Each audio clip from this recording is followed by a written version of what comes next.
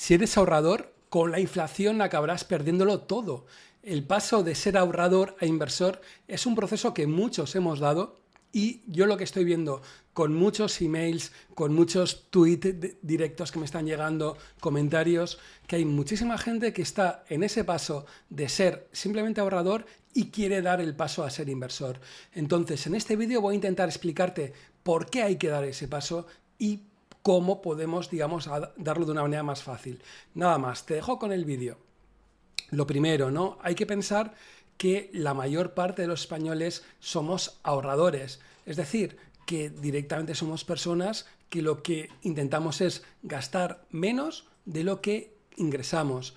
No estamos hablando de gente que estamos especulando ni grandísimos inversores. Estamos hablando de gente realmente normal que ahorra una cantidad de dinero para poder gastarla en un futuro o usarla para algún imprevisto que podamos tener, ¿no?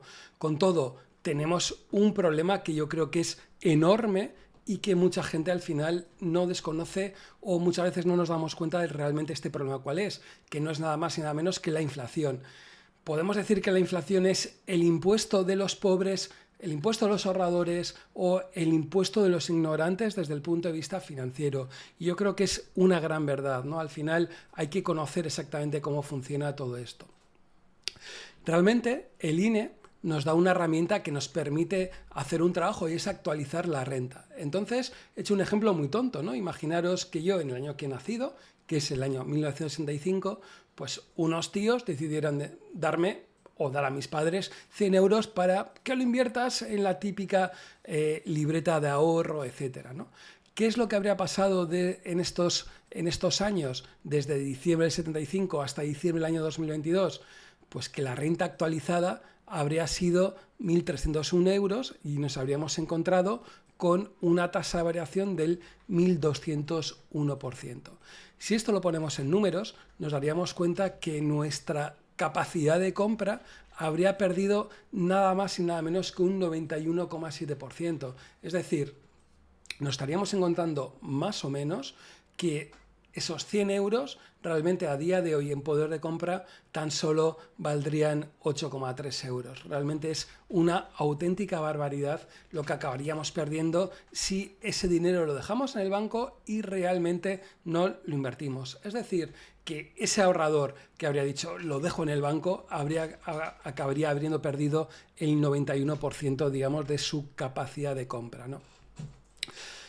Ya veis, la inflación, estamos hablando que es un impuesto que va claramente en contra de ahorradores inversores. Entonces, realmente lo que tenemos que hacer es intentar, desde el punto de vista de ahorradores, intentar cubrir o intentar que no perdamos nuestro poder de compra futuro. Realmente muchas veces nos damos cuenta que ese ahorrador ha acabado a ser inversor simplemente con el objetivo de no perder ese poder de compra. Problemas. Pasar de ser ahorrador a inversor conlleva una serie de problemas. Primero, asumir riesgos conscientes. Y hablo muy claramente de esos riesgos conscientes. ¿Por qué? Porque hay mucha gente ahorradora que piensa que está feliz y dicharachera, pero no se da cuenta que tener el dinero en el banco o tener el colchón también puede generar tus problemas.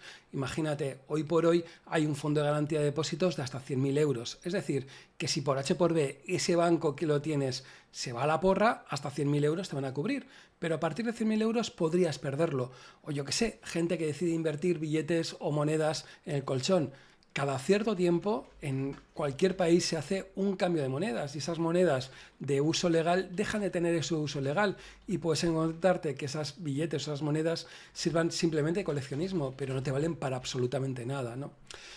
¿Qué es lo que también veo como posibles problemas? Hay que formarse. Estamos hablando de una sociedad que no sé muy bien por qué, pero la formación financiera o el sistema educativo realmente no ha ayudado. Podemos aprender una cantidad de cosas importantes en la enseñanza básica, en secundaria, incluso en universidades, pero muchas veces todo el tema educativo, todo el tema económico financiero está realmente olvidado, ¿no? La base no es nada complicada, y os digo que no es nada complicada, pero la realidad es que alguien tiene que enseñarte, tienes que recibir tu primera formación para ir aprendiendo. La suerte que tenemos que hay muchos canales como este, otros canales que puedes encontrarte o mucha información a través de internet gratuita en el que vas a poder aprender por lo menos a intentar mantener ese poder de compra.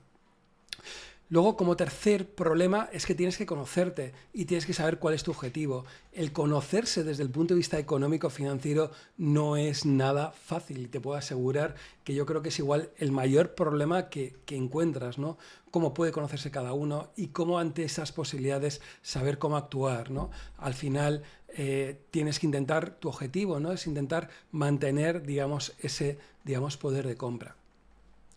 Os dejo unos datos que me han parecido realmente importantes, ¿no? Es decir, cuánto habría pasado, cuánto es lo que tendríamos que haber pedido, digamos, de rentabilidad si queremos mantener nuestro poder de compra en términos reales.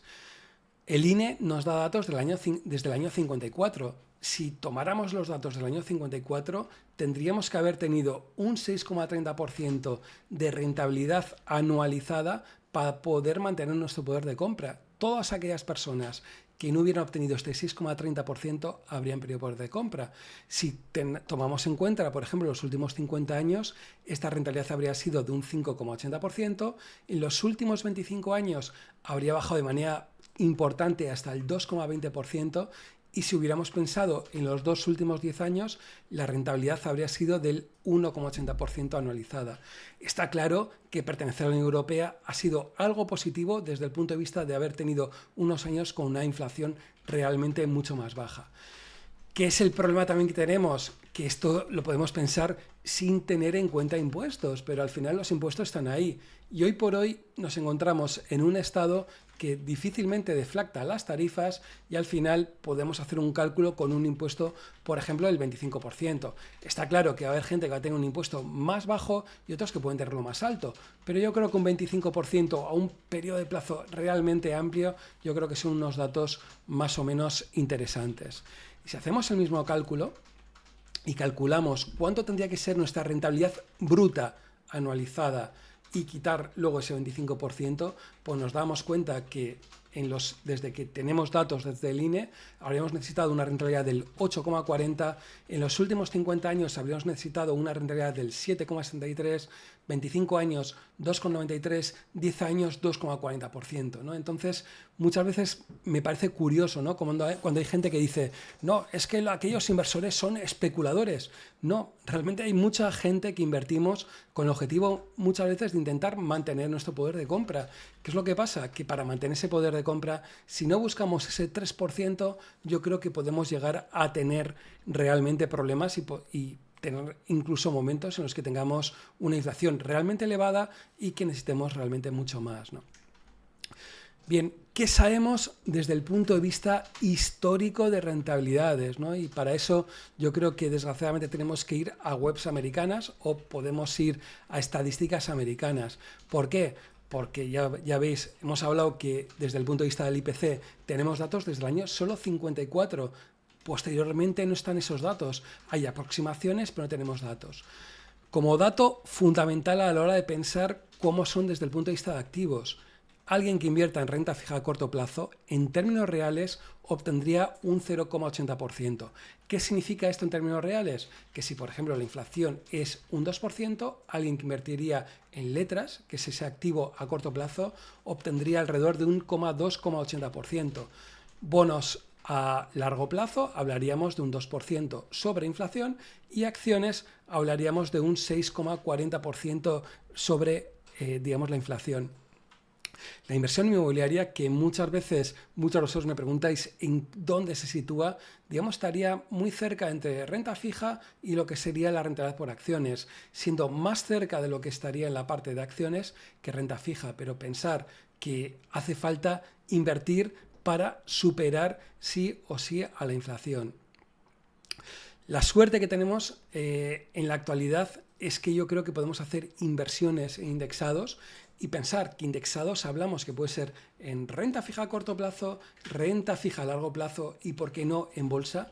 y con comisiones realmente bajas. ¿Por qué? Porque daros cuenta, alguien que estuviera invirtiendo en renta fija al 0,80% de rentabilidad, si aquí tenemos que quitar unas comisiones como muchos bancos nos estarían cobrando del 1%, 1,5% o 2%, realmente nos encontraríamos con una rentabilidad por debajo de la inflación. O fijaros desde el punto de vista de bonos a renta fija a largo plazo. Entonces, el tema de tener indexados yo creo que es una de las opciones que tenemos hoy por hoy los inversores para acabar de dejar de ser ahorradores y realmente invertir. Hay que invertir si queremos que la inflación no devore nuestro poder de compra. Con todo, y como modo de conclusión, piensa que hay que cambiar el chip. Hay que cambiar el chip de ser simplemente un ahorrador a pasar de ser un inversor.